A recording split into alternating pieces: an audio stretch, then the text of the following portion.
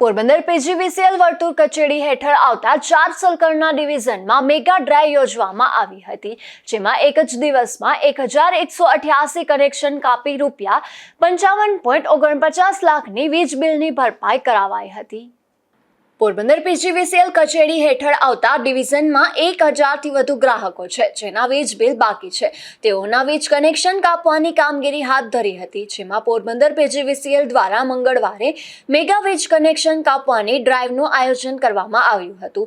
આ ડ્રાઈવમાં કુલ 357 ટીમ મારફતે કામગીરી હાથ ધરવામાં આવી હતી। આ કામગીરી દરમિયાન એક જ દિવસમાં કુલ 1188 વીજ કનેક્શન કાપવામાં આવ્યા હતા, તો સ્થળ પર ₹55.49 લાખની વીજ બિલની રકમની ભરપાઈ કરાવાઈ હતી।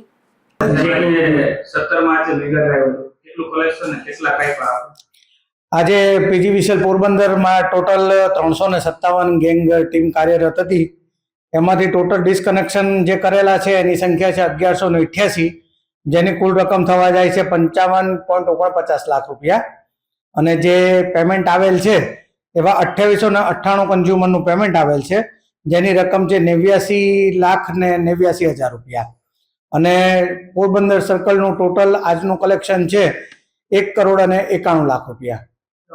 સરકારી કચેરીનું કનેક્શન એના કેટલા બાકી છે અને કેવી રીતના આપણે જોડાણ આવ્યું? આપણે આજ રોજ સરકારી કચેરીમાં જિલ્લા સેવા સદન 2 એનું કનેક્શન આપણે કાપવામાં આવેલ બરાબર છે, પરંતુ એમના દ્વારા રજૂઆતો આવતા ગવર્મેન્ટ કચેરી હોય એને પાર્ટ પેમેન્ટમાં એમણે અડધી રકમ ભરવાનું ભરેલ છે, અને બાકીની અડધી જે રકમ બાકી છે એ રકમ 30 માર્ચ સુધીમાં ભરપાઈ કરી આપશે એવી બાંયધરી આપતા એમનું કનેક્શન પુનઃ ચાલુ કરી દેવામાં આવેલ છે। હવે અત્યારે કુલ કેટલા બાકી લેણા છે અને આવતા દિવસોમાં લઈને કેવી કાર્યવાહી થશે? આવતા દિવસોમાં જે બાકી લેણા છે એની રકમ તો અત્યારે હું તમને એક્ઝેક્ટ આ બધા બાદ થઈને કહી શકાશે, કારણ કે પરંતુ જે આ ડિસ્કનેક્શન ડ્રાઈવ અત્યારે જે ચાલે છે 17 માર્ચ સુધી તો મેગા ડ્રાઈવનું આયોજન હતું, પણ આગામી 31 માર્ચ સુધી આ ડ્રાઈવ કન્ટિન્યુઅસ ચાલતી રહેશે।